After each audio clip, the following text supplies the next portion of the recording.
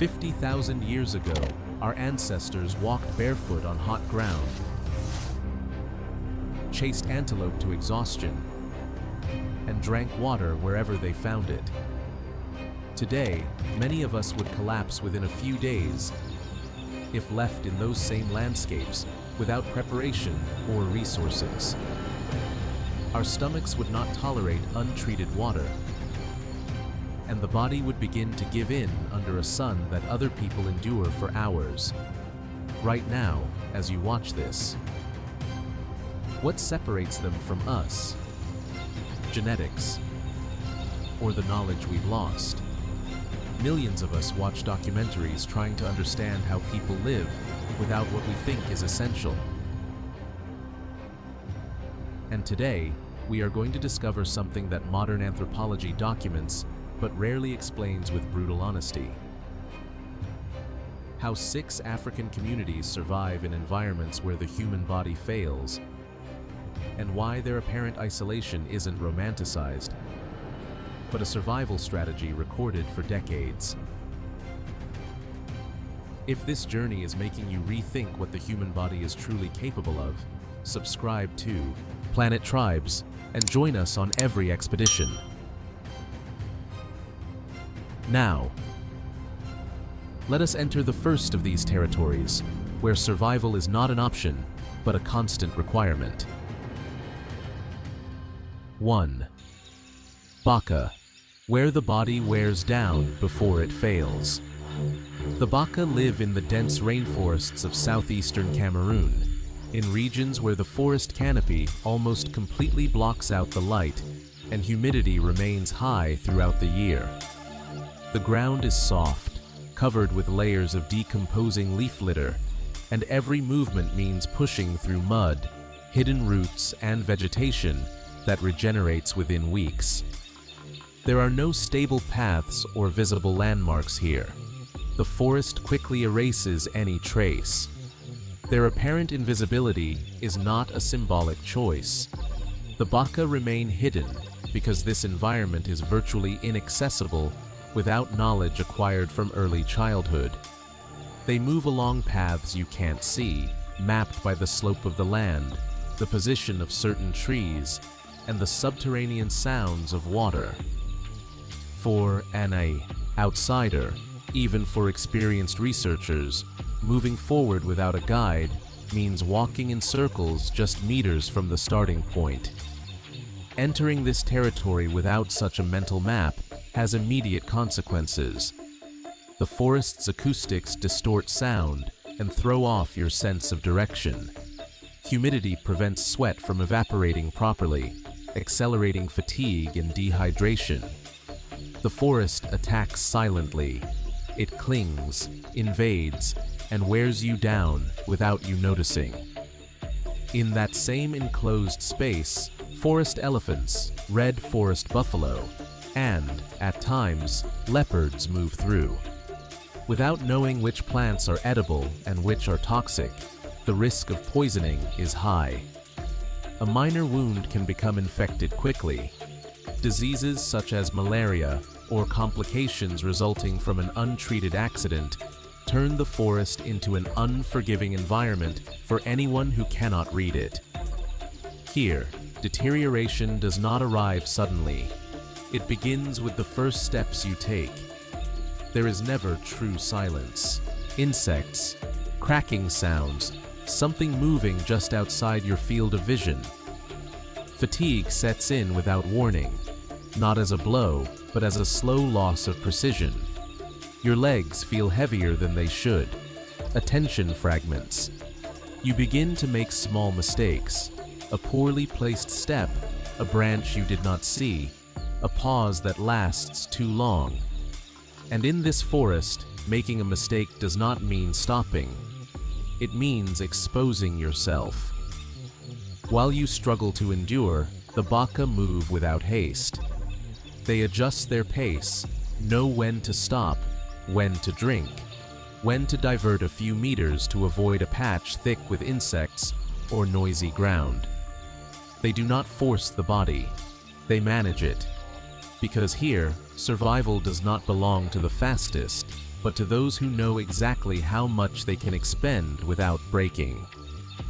They are part of the equatorial forest hunter-gatherer peoples, often classified under the anthropological term pygmy, now debated but still present in scientific literature. Genetic studies have proposed very ancient separations between these forest peoples and the agricultural populations that arrived later.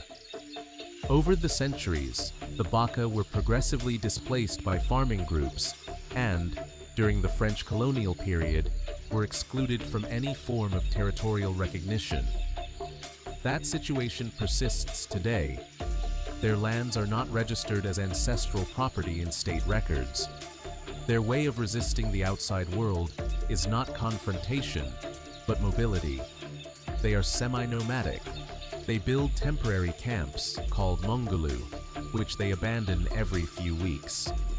When logging companies arrive, they move deeper into the forest. When missionaries or NGOs appear, they may accept tools or occasional medicine, but they avoid sedentarization. They do not accumulate goods, have no centralized leaders, and do not establish permanent settlements that can be controlled. Baka resistance is logistical and silent. Their subsistence depends on detailed environmental knowledge. They gather fruits of Ervingia gabonensis, nuts of Kula edilis, tubers of Dioscorea, leaves of Gnadum africanum, and palm weevil larvae extracted from fallen palm trees. They consume wild honey from several bee species, winged termites during the rainy season, and weaver ants. They hunt duikers, wild pigs, mangabey monkeys, and porcupines, and fish for catfish and tilapia in streams using plant extracts that stun the fish without contaminating the water. They neither farm nor domesticate animals. Everything depends on an exact feel for the forest. Traditionally, they wore fibers obtained from beaten bark of Antiaris toxicaria. Today, they use clothing acquired through exchange with neighboring populations, although many young children remain unclothed. They walk barefoot.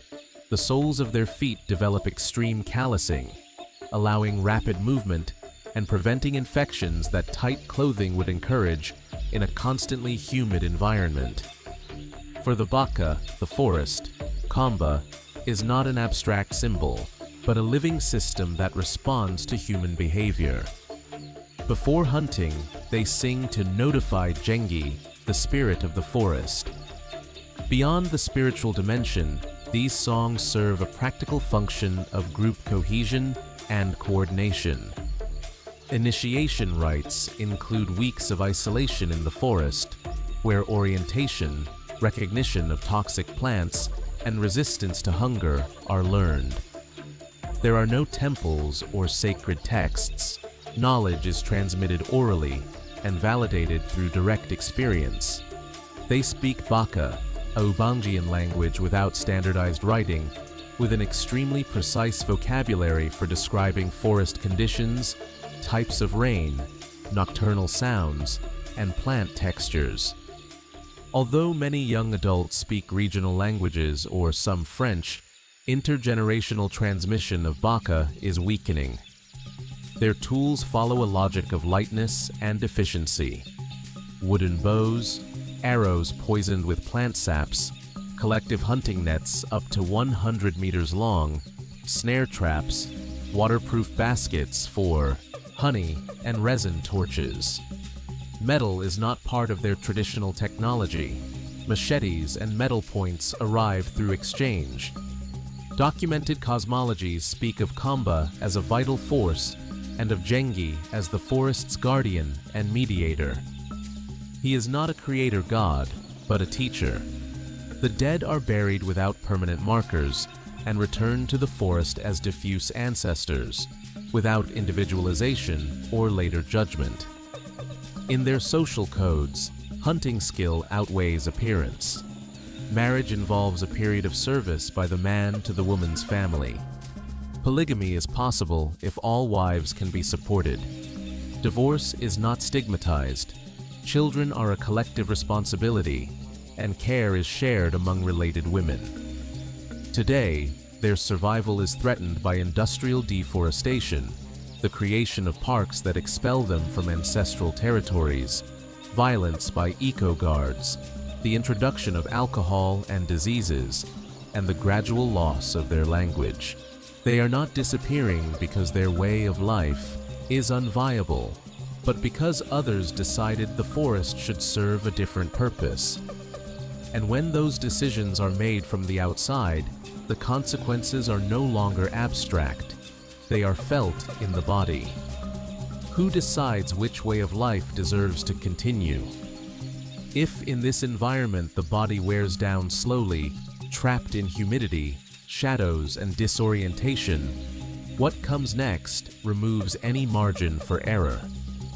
Because when the forest disappears, survival no longer means avoiding danger. It means finding water where none exists. 2. San, Ju/Honsi, surviving. Where water does not exist.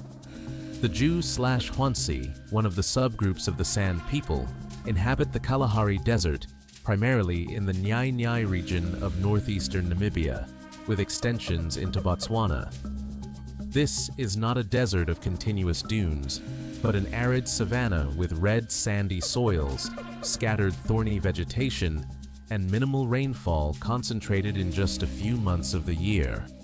Daytime temperatures exceed 45 degrees Celsius and can drop close to freezing at night. Here, isolation is not cultural, it is biological. The Kalahari is a desert of thirst.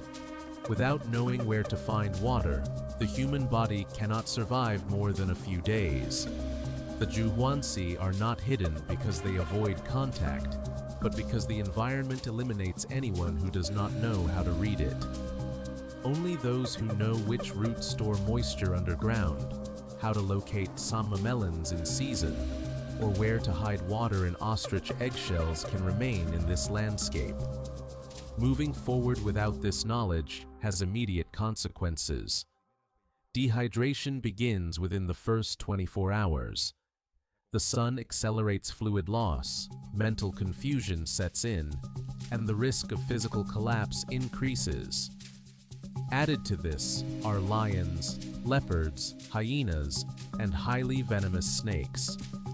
Without the ability to read tracks, a watering hole can become a trap. Without botanical knowledge, a poorly chosen route can be fatal.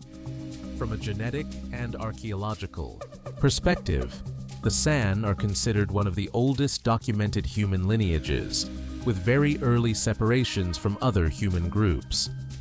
They have been hunter-gatherers of the Kalahari for tens of thousands of years. European colonization brought dispossession and structural violence, and in more recent times, governments forcibly displaced San communities to allow resource exploitation, even after court rulings recognized their right to return to their lands. Their historical response was not direct confrontation, but extreme mobility. They shifted camps following water and game, moving into areas where livestock and agriculture could not survive. Today, their ecological knowledge remains indispensable for the management of natural parks, although this dependence has not guaranteed their protection. Their diet reflects a precise adaptation to the desert.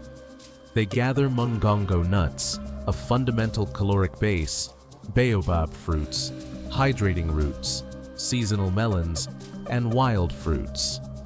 They hunt antelope such as kudu and oryx through prolonged tracking, along with warthogs and ostriches. They also make use of ostrich eggs, honey, reptiles, winged termites, and protein-rich caterpillars that appear at specific times of the year. Traditional clothing, made from antelope hide, protects against the sun during the day and retains warmth at night. Beads crafted from ostrich eggshells function as ornament, currency, and social marker. Today, these garments coexist with Western clothing obtained through exchange or occasional labor. Their spirituality does not idealize the environment. They believe in powerful and unpredictable deities and practice trance dances that allow healers to intervene in illness and conflict, reinforcing social cohesion. There is no fixed priesthood or rigid religious hierarchy. They speak Jew/Hoan, a Khoisan language of remarkable phonetic complexity, with an extremely precise vocabulary for describing plants, animals, and tracks. However, the language is endangered due to schooling and external cultural pressure. Their technologies are light and efficient. Small bows, arrows poisoned with plant and animal toxins, digging sticks hardened by fire, and reused eggshells as water containers. Hunting is not immediate. An animal may take days to fall, and tracking it requires endurance and memory of the terrain. Today, the Jew/Huanzi face territorial displacement, introduced diseases, alcoholism in contexts of forced sedentarization, tourism exploitation, and the effects of climate change. They have not stopped surviving because the desert has changed, but because even places where water does not exist have been claimed by the modern world. If what you have just seen already seems like an extreme way of inhabiting the world, continue with us, because now survival stops being adaptation and becomes a constant test. 3. Karamojong, living when hunger is also human. The Karamojong inhabit the Karamoja region in northeastern Uganda, a strip of semi-arid savanna wedged between Kenya and South Sudan.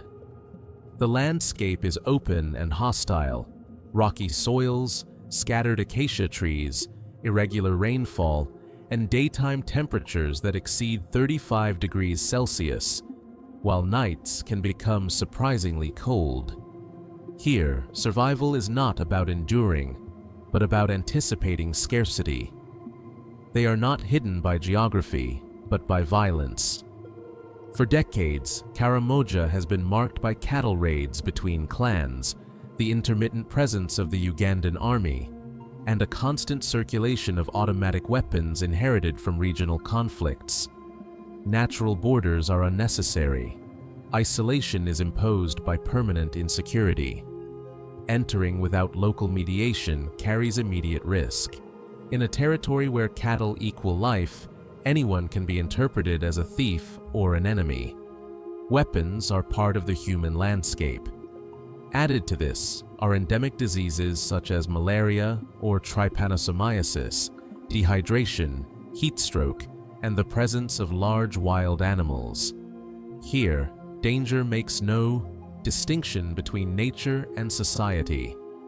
The Karamojong are a Nilotic people who migrated from the White Nile Basin several centuries ago.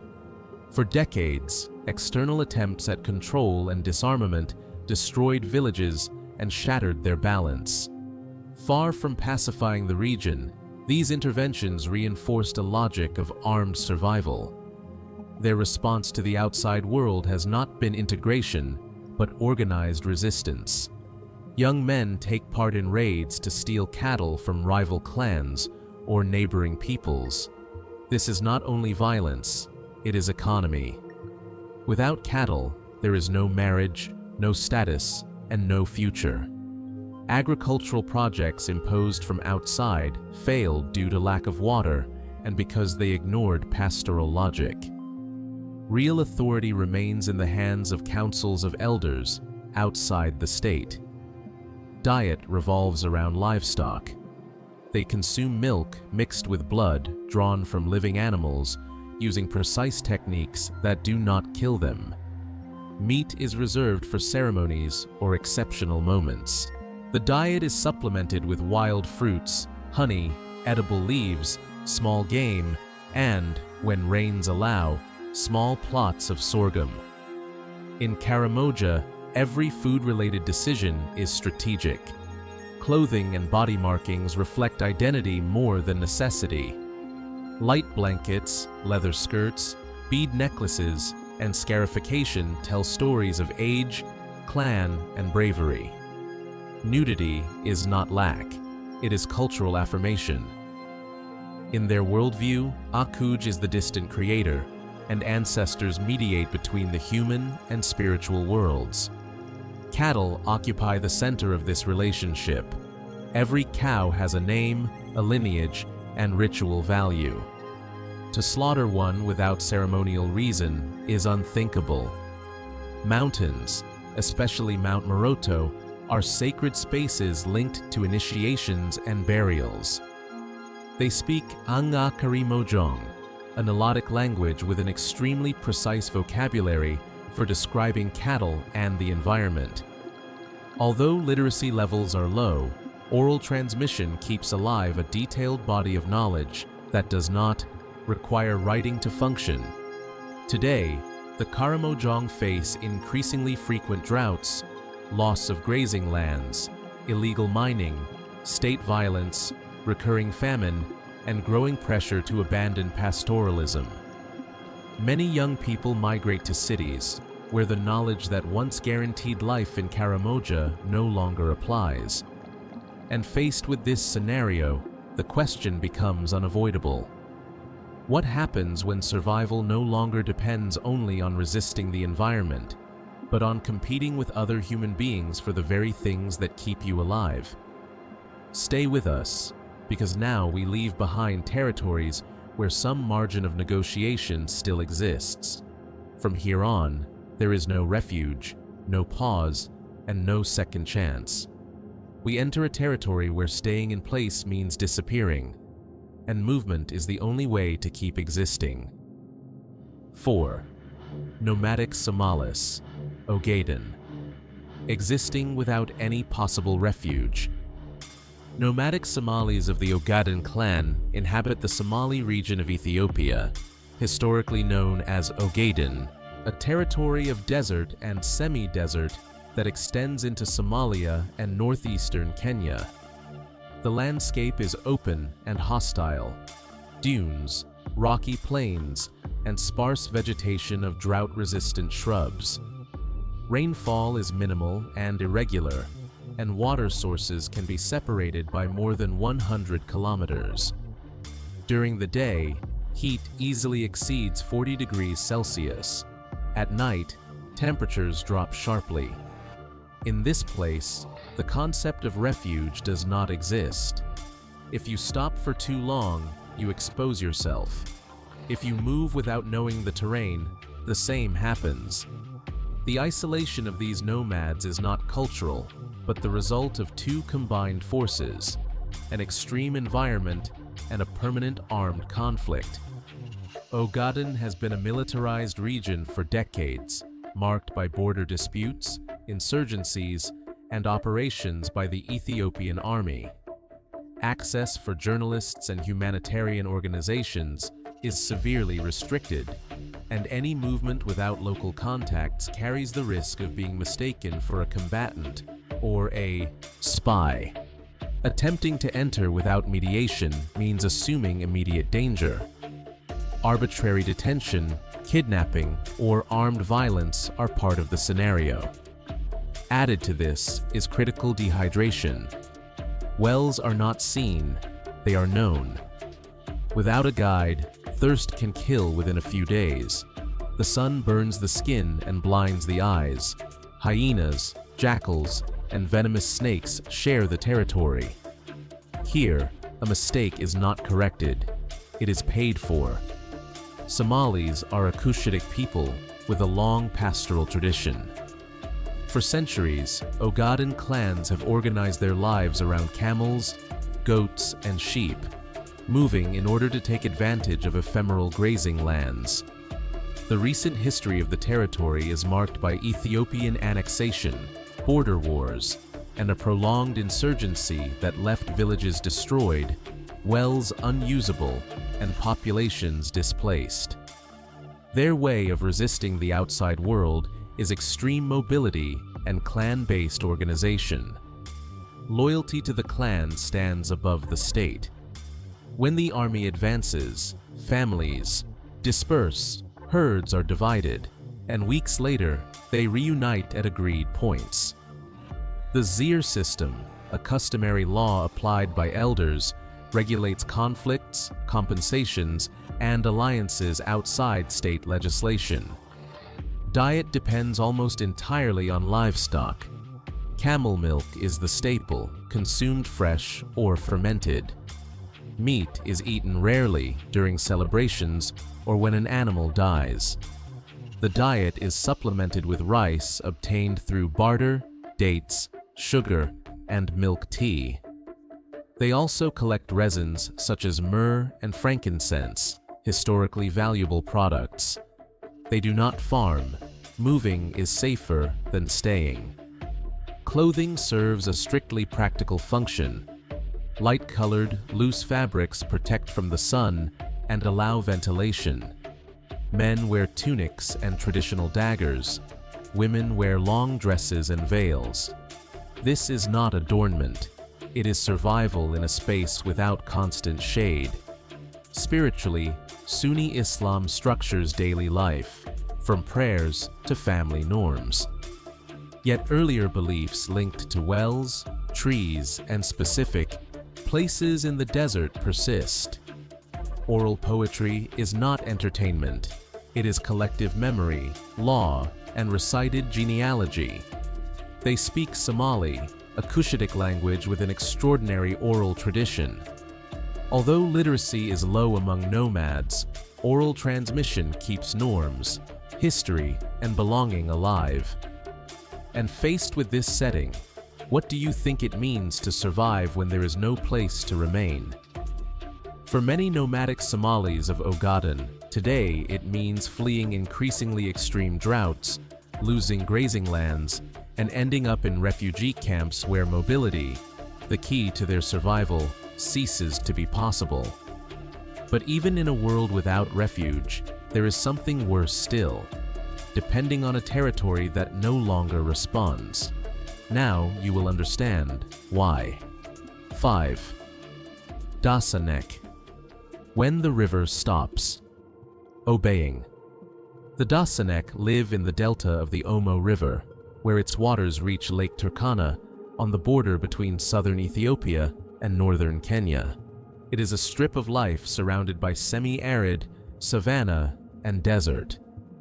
For generations, the river's seasonal floods inundated the plains, left fertile sediments, and allowed crops to be planted precisely when the waters receded. Everything depended on that rhythm. Imagine walking alongside the river, knowing that if it does not rise, there will be no harvest. That without a harvest, the livestock cannot endure. And that when the livestock die, the entire community begins to collapse. But how do you survive when even nature stops responding? The Dasanek are not isolated by choice. The Omo Delta is remote, lacking infrastructure, crossed by armed conflicts, and monitored by military presence. Entering without local mediation involves immediate risk, interethnic clashes, accusations of espionage, waterborne diseases, and predators that turn the river into a lethal boundary. Crocodiles, hippos, and parasites share the same waters that sustain life.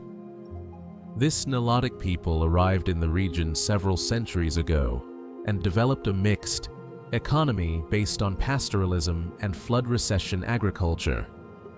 For generations, they cultivated sorghum and maize on lands fertilized each year by the river, supplementing their diet with fishing and wild resources. But that balance was broken when dams built upstream altered the natural course of the Omo. The floods stopped arriving. The river stopped obeying. The response was not passive. The Dasanek resisted through mobility, weapons, and tribal cohesion. Conflicts over pasture and water intensified, especially with neighboring peoples such as the Turkana. Without political representation or recognized land rights, They watched their territories leased to large agricultural projects while they lost the very foundation of their subsistence. Their diet reflects this extreme dependence on the environment.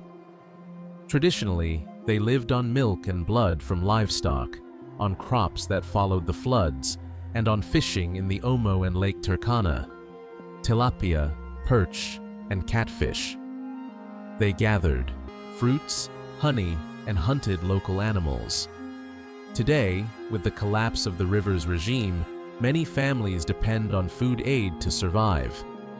Clothing and body decoration are not ornament. Scarification, beads, feathers, and piercings indicate belonging, age, and status. Nudity is not poverty, it is identity. Each mark tells a story in an environment where there are no written archives. In their worldview, Wak is the creator of the world, and the Omo River is a sacred gift. When the river no longer rises, it is not only an economic crisis, it is a spiritual rupture. Rain rituals, sacrifices, and divination attempt to restore an order that no longer responds. They speak Dasanek, a Nilotic language transmitted almost exclusively orally. Literacy is minimal, but knowledge of the river, the livestock, and the climate has been sufficient for centuries to sustain life. Their technologies were designed for a world that functioned. Today, that world no longer exists. The Dasanek face chronics, hunger, armed conflict, forced displacement, and the irreversible loss of their way of life. Not because the river disappeared, but because it was controlled from afar, without considering those who depended on it. And when even water stops responding, there remains one final scenario where there is no margin for error. A place where you cannot flee, negotiate, or wait for help. Are you ready to discover it? 6. Mbuti, the forest as a total system of life. The Ituri Forest, in the northeast of the Democratic Republic of the Congo, is not an environment you pass through. It is an environment that absorbs you. The forest canopy seals off the light, humidity never drops, and visibility rarely exceeds 20 meters. The ground is mud, hidden roots, and decomposing leaves. Here, every step demands energy, attention, and memory. Imagine walking without a horizon, without silence, and without reference points. Sound surrounds you, but it does not orient you. The forest does not impose itself through immediate violence, but through constant attrition. The Mbuti have lived here for thousands of years. They are not hidden by cultural choice, but because the forest and war render them invisible. Ituri has been marked for decades by armed conflicts, active militias, and extreme violence. The Mbuti survive in temporary camps deep within the forest, abandoning them the moment they sense danger. They leave no trace. They establish no permanent settlements. They vanish and reappear. Entering without local knowledge means getting lost within hours. And here, getting lost does not mean stopping, it means disappearing. Disorientation is immediate.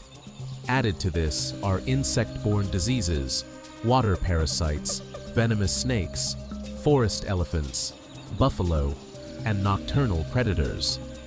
Without knowing which plants are edible, poisoning can be fatal. Without knowing the forest, walking becomes moving in circles until collapse. Genetically, the Mbuti belong to some of the oldest documented human lineages. For centuries, they maintained an ambiguous relationship with neighboring peoples, exchanging meat and honey for metal and crops, while preserving real autonomy within the forest. Colonization and the Congolese wars shattered this balance, exposing them to displacement, violence, and extreme persecution.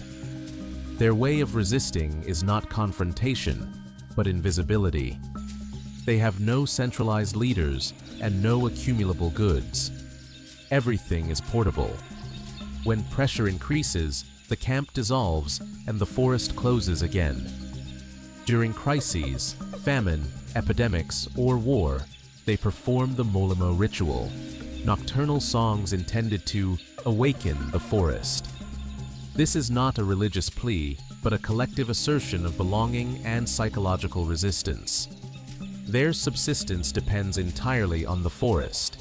They gather wild honey, fruits, nuts, tubers, mushrooms, and larvae.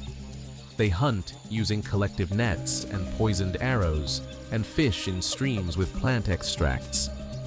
They do not farm. If the forest fails, there is no alternative. And this is where the question inevitably arises. How long would your body endure in a place where there is no outside? Clothing is minimal and functional. Skin adapts better than fabric in a humid environment. Body paint and scarification are not decoration. They protect, identify, and narrate belonging. Each body is a living archive. For the Mbuti, the forest is not a resource or a symbol. It is a living being. There is no separate creator god. The forest has always been there, and humans live within it as within a body. The dead return to the forest without elaborate rituals. There is no judgment or punishment, only continuity. They speak languages adopted from neighboring peoples, but retain an extremely precise vocabulary to describe plants, animals, and sounds. Writing is unnecessary when survival depends on listening and remembering. Their technologies were designed for a world in motion. Today, that world is shrinking. War, deforestation, mining, militarized parks, and epidemics are closing even this last refuge.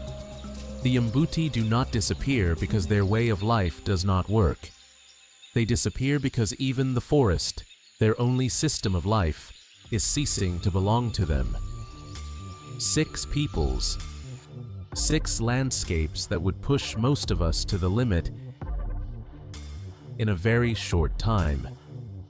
And yet, for centuries, for millennia, these communities have endured where we would fail before the third sunrise. But this is not a survival lesson. It is a reminder of something we have forgotten when we turn on the air conditioning, when we open the tap without thinking, when we buy food without knowing where it comes from, that the human body can endure far more than our modern lives lead us to believe. The Baka navigate a forest where we would be lost within minutes. The San find water in a desert where we would die of thirst. The Karamojong, the nomadic Somalis, the Dasanek, and the Mbuti inhabit worlds that can only be sustained through knowledge passed down from generation to generation.